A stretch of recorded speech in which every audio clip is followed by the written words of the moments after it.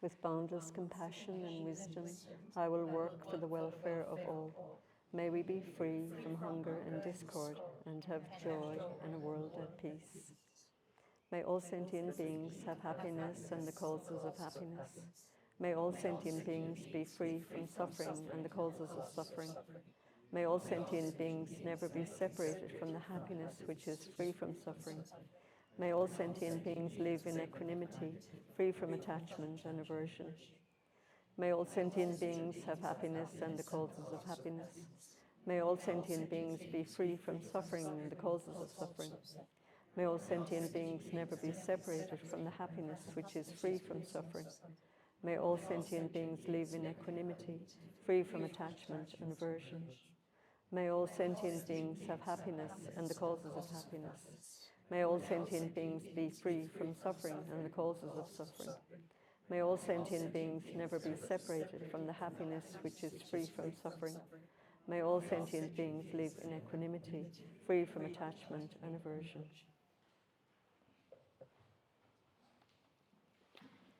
Okay, so we'll start with a short practice.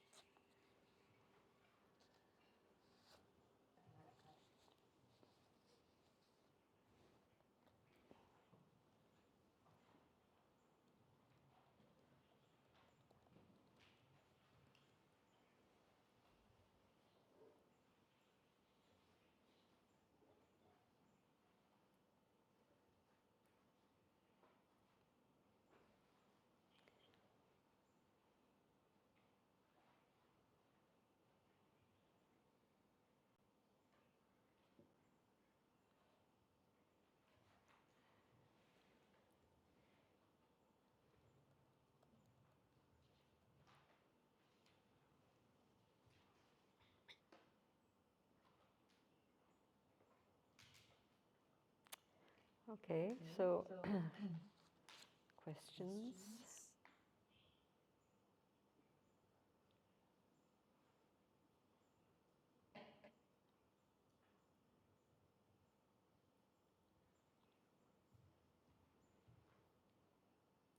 There's questions on distraction, and I think as a result of distraction, I have lost my notes.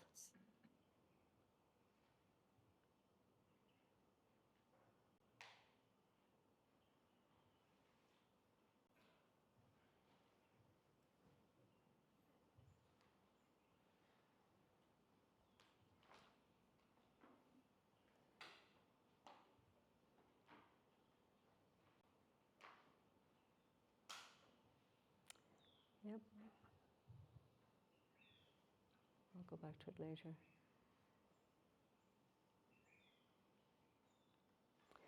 Well, I'll just say something on it now, and if I find my notes, I'll come back to it. What defines a distraction? Is every form of entertainment considered a distraction? If we do something with intention, is it not a distraction? What about spending time with family and friends?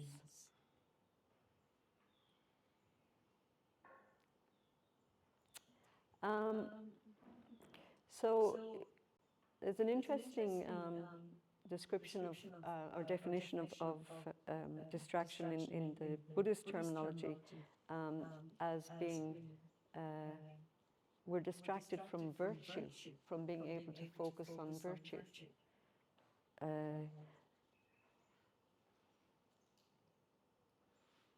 But it's a given that we're going to be distracted, I mean, all the way through our path. And Buddhism doesn't talk so much about, it speaks more about distraction in terms of the wandering mind, rather than the external, you know, when we speak about distractions, we kind of tend to think about the objects in the world, like the telephone. And it certainly does seem like there are more and more objects for our minds to be pulled towards and drawn towards. But in and of themselves, all of these objects they're blameless. It's really about, you know, noises are just noises, sights are just sights. Computers are just computers. So rather than blaming any of these external objects, again, when we're sitting in our practice, we get to see the wandering mind as being the source of the problem. And in seeing it, then we can take some responsibility. So distractions won't disappear. It's the good news and the bad news, actually. You can't get rid of them, but you can change how you react. So again, this is just about seeing the truth of the wandering mind. It's scattered in all directions. And it requires a lot of bravery as well, for us to go much deeper into why we are distracted, what's fueling it.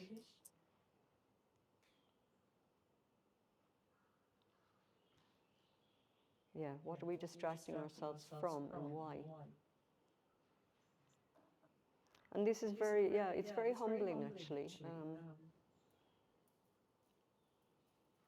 Yeah, there's nothing glorious, I think, about looking at the constructions that we have built. In fairness, I mean, it is all driven by the wish to be happy and the wish to be free of suffering. But because it doesn't work, then it takes a lot of honesty. And we have relied on many mistaken forms of refuge in our world. So it's been built up over a very, very long period of time. So to start to deconstruct it and to de-invest ourselves from it is, yeah, it takes a lot of bravery and a lot of honesty. And as we step onto the spiritual path, our chances of just keeping all of that construction going is very high.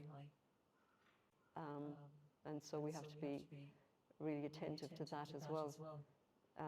I just recently read a book by Sharon Salzberg called Faith. I have to say I'd been put off by the title for a very long time. Faith. I don't know, maybe it was a kind of a throwback from my Catholic days as well. And I'm not dismissing, Catholicism, but yeah, there's a lot of words that we have to really unpack what we assume them to be.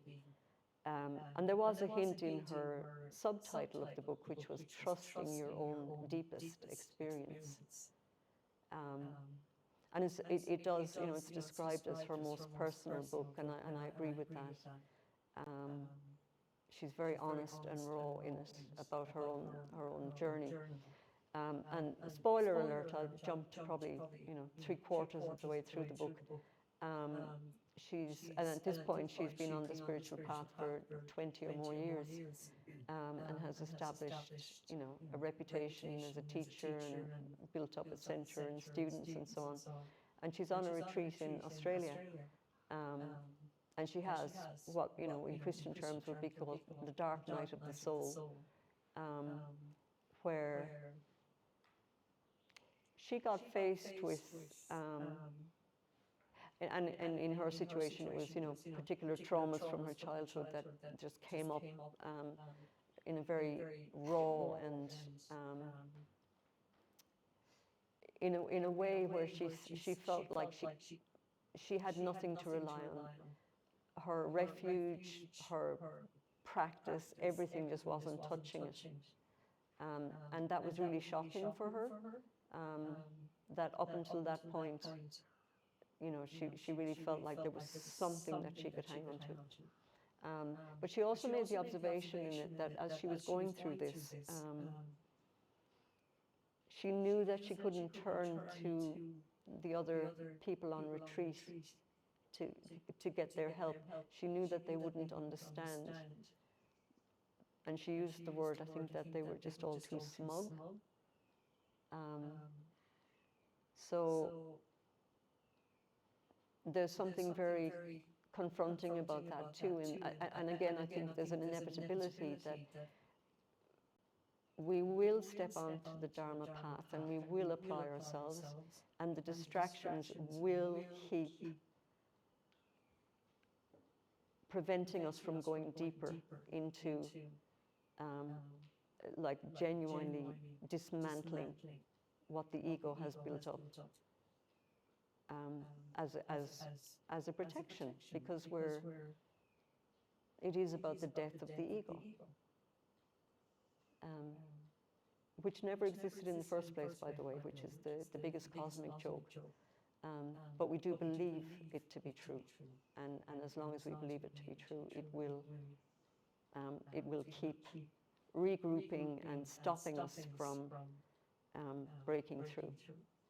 So the distractions are there as just keeping away from, keeping away from that cutting through. But just accept that they're there, yeah? I found this 20 defects of distraction, but then it goes on to say these are defects of taking delight in distraction, which is very different. Again, it's that, accept that these are there, but just watch. Are we taking refuge in them? Are we keeping them powered by taking delight in them? So this is from the sutra that admonishes one to superior intention. So not to have controlled your body, not to have controlled your speech, not to have controlled your mind. I'm ticking all these boxes as I'm reading. To have great desire, to have great hatred, to have great dullness. To be tainted by mundane conversations, to have completely strayed away from super-mundane conversation, to associate with people who do not respect the Dharma, to have fully cast away the Dharma, to consequently be harmed by the maras. And I mentioned maras yesterday as like essentially it's like our destructive emotions, but it's kind of personified as these demons that are tempting us, and it can feel like that too, that they're external.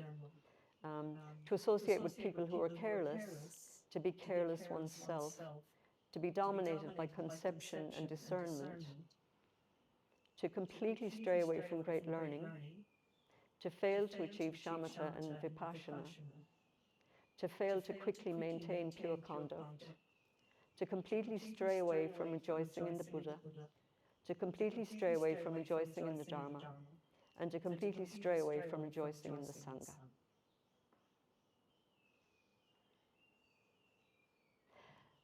As I read through them, I can feel this kind of like this downward slide happening.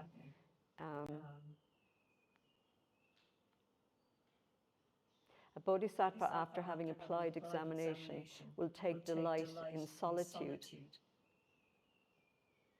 and never become completely disheartened. So this solitude is not, again, necessarily isolating yourself, but it's about cultivating an inner solitude.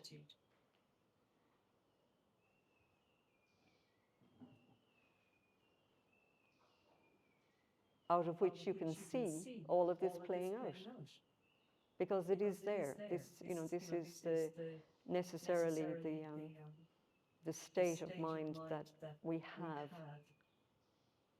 because we are distracted. So is every form of entertainment considered a distraction? No. I mean, again, and you go on to ask about intention. It really does depend on intention. So setting our motivation behind it. I mean, an important part of our practice is to be relaxed. And so, yeah, taking breaks and going off to watch a really good movie or having a nice meal, or there's so many, just enjoy it and make the aspiration. You can do many things with it. as we experience joy, as we experience happiness, um, it's coming from in here.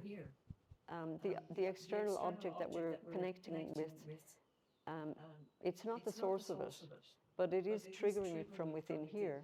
So even as we're engaging with, watching a nice movie or something, and you're feeling that joy, we can remember, like, this is mine. This is arising from within me, and you can expand it out, make the wish that all others would also be able to experience this joy. Yeah.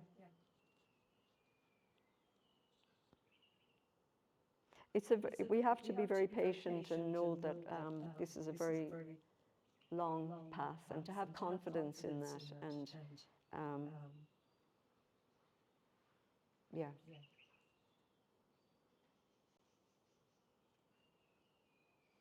But remembering that at the core of this is what are we being distracted from? What are we scattered from? It's from our innate virtue. We are just naturally geared towards good.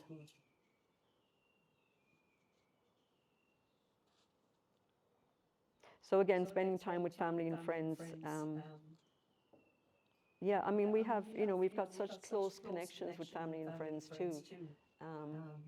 We are so karmically linked that there is this can all be done out of an act of love as well. This is a slightly different story, but a woman asked a question once of Venerable Ravina, and she described it so well. She said that she works with homeless people, prostitutes, and drug addicts, and she said, I love them, and I find it really easy to want them to be well and happy. And she said, then I go home and I just want to kill my mother. I live with her and I just want to kill her. And she said, how do I put together these disparate parts of my being? And Venerable Being said, they're not disparate. There's no contradiction there. When you're with the homeless people, virtue is arising easily, and it's like cycling downhill. There's not much effort needed, yeah? And then when you go home with your mom, the chances of virtue arising are difficult, and so you're cycling uphill, and you're putting in all this effort. But the same thing, it's the same thing. The job is the same. It's just different. It shows up in different ways. And then she went on to say, of course, if you brought all those people home with you, you'd want to kill them anyway after a certain amount of time. So, yeah, the job's the same wherever we show up, whether we're having a great time with our family or it's stirring up negativity. Again, do we have that inner solitude that's allowing us to just be with the ever-changing landscape of experience and not be completely lost and thrown by it all? Because when we do get lost and thrown by it all, then we add more distraction on top to compensate. Yeah. Okay, so we shall cultivate non-distraction by doing a meditation on listening to sound. And when I was thinking we'd do this one on sound, then I was coming down the stairs and there was one bird that just went into, like, this is my moment. I'm going to sing my little heart out. And I'm thinking, no, because they'll all listen to that and they'll all just be zooming in on that one lovely sound. So when you're doing your listening to sound meditation, just opening to whatever sounds are there, whether they are pleasant, unpleasant, or neutral, just let them all come and go, let them all pass. I think Joseph Goldstein had said one time he went to Burma to be in a monastery for many months of retreat, I think, and when he got there, there was a building site. And so he had 2 or 3 months in Burma with this, like, drills and cement mixtures, and he was laughing at it as he was telling it. I'd imagine he probably wasn't laughing at the time, but yeah. And then last night I woke up, I heard a noise, and I woke up, and I heard the sound, and then my mind said, religious festival over loudspeakers. And then the third thought was, no, I'm not going to go to sleep. Why do they have to have loudspeakers at 3 o'clock in the morning? That's ridiculous.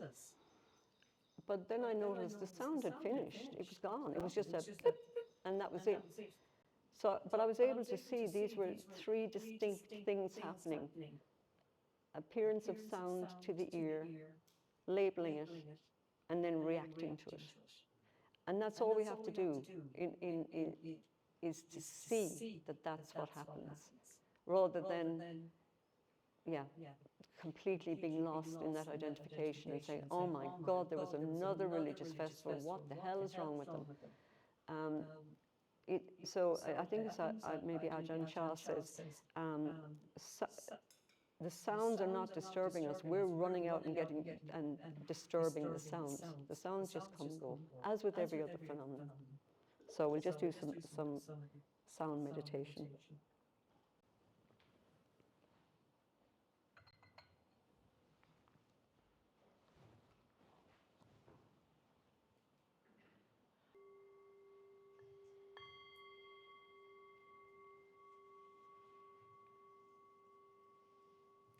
So take a stretch if you need.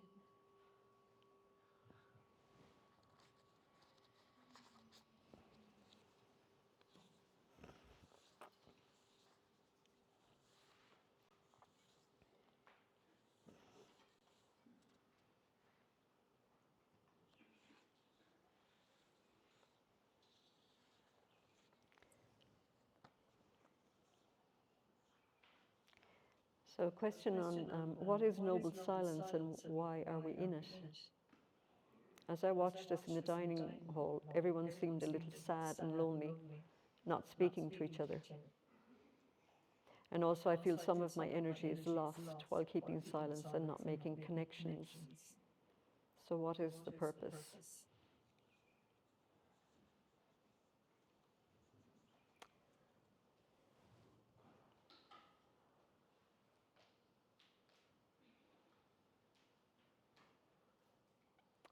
Yeah, I mean, it is an important question as well, and it is, yeah, it certainly can feel that way, that it feels a bit sad and lonely, and we're all here together but not talking to each other.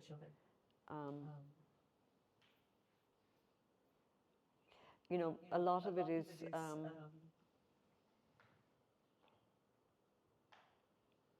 due to the reality that we're constantly reaching out into the world and relying on the input that's happening through the sense organs, including, and you know, in Buddhism we talk about the six senses, so including the mental consciousness.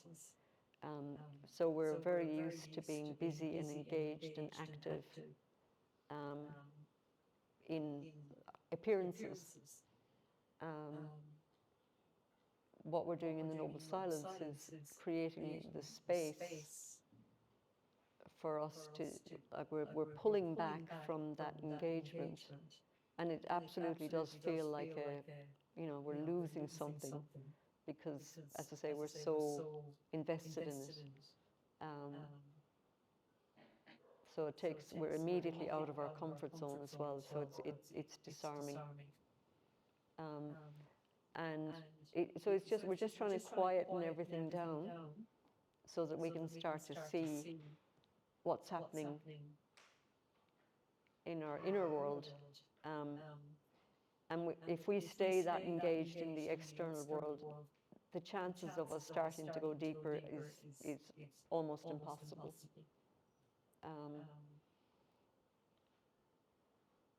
And so even that feeling of loneliness and you know, that energy is a bit down, and the sadness that's there, that's something to look at. Because again, it's not about any of this being wrong. We are social animals. We do engage with each other. We get very, you know, inspired and stimulated by each other. but it's about seeing the over reliance on that, or relying on it in a way that it's not possible to bring us what we're looking for. Again, as I was saying earlier, like, you know, if we're being entertained and you have that experience of joy, we make the mistake of thinking it's coming from out there. Great film, need more of them. Like the ice cream, need more of that. These are all passing, and we're expecting more of them. But we won't see that until we pull back a little bit and start to see, oh, it's actually something coming from in here. What's going on? Like, what am I contributing to that external play? I gave that description at the beginning of the, you know, like we're in a cinema and we're completely absorbed in the film. And so what we're being invited to do is to turn around and look towards the film projector and the light behind the screen. Or another analogy that's useful is to go to an aquarium and just look at the water, not the fish. It's like, well, why would I waste my money doing that? Equally, why would I, you know, go into a cinema and turn my back on the screen and take a look at the projector? So it's a little bit like that, what we're being asked to do in the Noble Silence, is to pull back from who we believe ourselves to be. Yeah. So it is disarming. It's meant to be. But there can be a growth and a change and insight happening in that discomfort that we might not know is going on. So again, it's about building up a confidence that things may be going really well, and to stop measuring it by, how do I feel about it? Like, do I feel good about it? Then it must be good. Yeah, if it feels good, it must be good. Not necessarily. So it's about investigating that more, cultivating more discriminating awareness, and then go back out into the world and enjoy it. But we can enjoy it with more lightness. Yeah. And a sense of humor. I mean, I was watching as I was eating my lunch, pasta in front of me, looking forward to it, starting to taste it. You know, oh, it's not as nice as I thought it might be. So I'm already looking at my papaya. When I get there, that's when the real stuff's going to happen. That's when I'm really going to hit the jackpot. But then each papaya piece, some of them are quite disappointing. Yeah? Underripe. So then you have to create a strategy around that. Should I go back up and like use my spoon to just find the really juicy ones? Is it rude if I leave the unripe ones on my plate? So there's that constant, like, it's going to happen in a minute. I'm going to get, everything's going to fall into place, and I'm going to be having a great time. We have to see it. We have to see that that's what's going on. I'm relying on something that's unreliable. Papayas are, some of them are ripe, some aren't. So then you can shift and go, you know, we're all sitting here chatting in there, in the kitchen. People are working hard, chopping up papayas. How amazing. Thank you so much. They carry them across the, you know, from the road, and all of that labor in place. And then I'd reduce it down to, like that one, didn't like that one, don't care about that one. So it's just opening up into a much richer, bigger, more, yeah, the truth of interdependence, yeah. And again, it's not to say, go and find the good papayas and a bit of lemon juice on them. Very nice, yeah. Enjoy the passing show.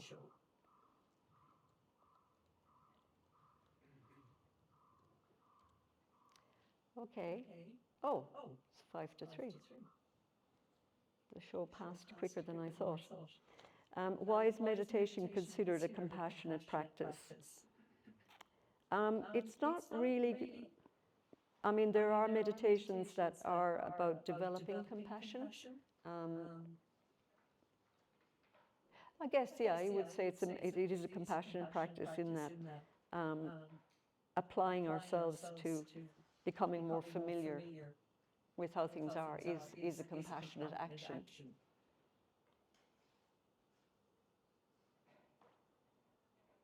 So, I mean, as I'd said before, too, meditation in the Tibetan Buddhist terminology, it's a verb meaning to become familiar. So we're becoming familiar with the truth of our reality, the truth of our experience, and we are compassionate beings. This is what's being suggested.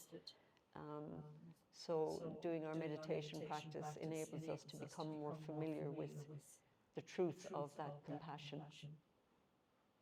And then there are, meditation practices that may focus specifically on helping to cultivate compassion. Yeah.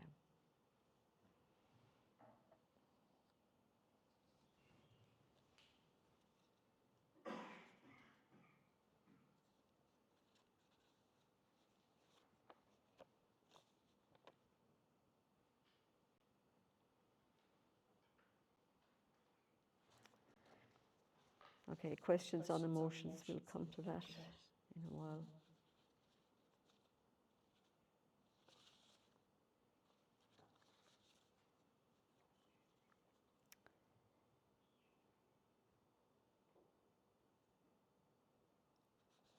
More emotions.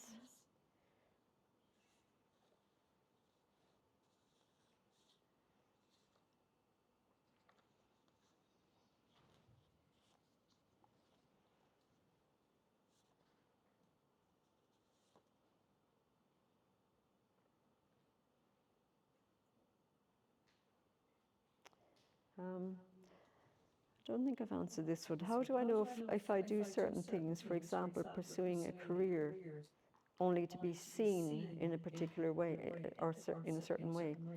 I really do want to invest myself in seeing reality as it is, but I feel the need to be seen a certain way always comes in between. How to know the differences, clarity in one's meditation and what to do. Yeah, I mean, how we're seen is that's a very deep one as well. It's like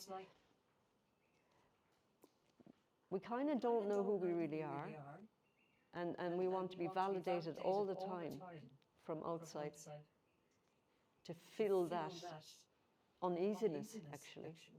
So we lock down into particular identities.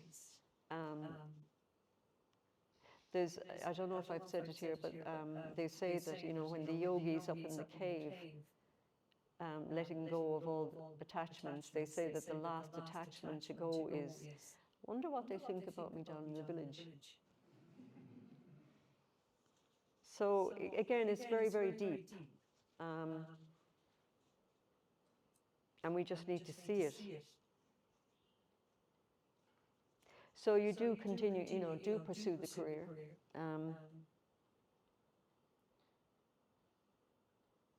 But again, it's shifting the intention behind it. And accepting the inevitability of it's going to be a mixed bag, We do want to see reality as it is. And as I was saying earlier, distractions they'll keep pace with this wish to see reality as it is. They're not just going to go, oh, we better leave her alone now, she's on track. So really, they're the companions on the path. So they are our teachers. And it's really about our relationship with them, with all of these inevitable attachments and, as I was saying with Sharon Salzberg, having her dark night of the soul 20 years into her practice, you could also say that those 20 years were needed, those 20 years of practice were needed for her to be able to reach that level of just letting it all drop. And so that was still sustaining her. It's not that her practice had been failing her, but it was sustaining her and enabling her to meet it in that incredibly raw deeply painful place of desolation. Yeah. So yeah, it's not either or. I mean, yeah, you're still, we're still out there engaged in the world, and again, that can be, you know, in a very seemingly worldly way, or I mean, if you walk into a spiritual center, don't think that you've suddenly arrived into a place that's free of power struggles and um, all sorts of political shenanigans going on. And it's the same old everywhere. Yeah. Okay, we'll finish. Thank you, and enjoy your break.